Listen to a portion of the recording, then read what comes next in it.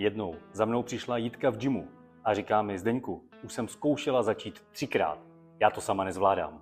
V tu chvíli přede mnou nestála žena s nadváhou, ale žena, která si přestala věřit. Moje klientky nejsou vrcholoví sportovci, jsou to dámy, které chtějí konečně zhubnout a zároveň žít ale normální život.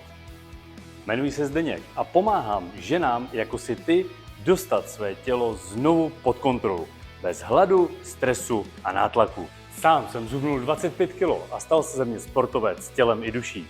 Absolvoval jsem 3 maratony, 3 závody pod značkou Ironman a trénoval jsem také Moniku v extrémních proměnách. Za tu dobu jsem přišel na jednu věc. Rady z internetu běžným ženám nefungují, protože nejsi influencerka, máš práci, rodinu a spoustu dalších starostí. U mě nehledej extrémy, jen klid, lidskost a zkušenost. Tréninky se mnou se stanou tvým ostrůvkem relaxu v jinak hektickém životě. Chceš konečně zhubnout a žít normální život? Tak mě nezapomeň sledovat, ať ti neunikne žádná informace, která ti může pomoct na cestě k lepšímu tělu.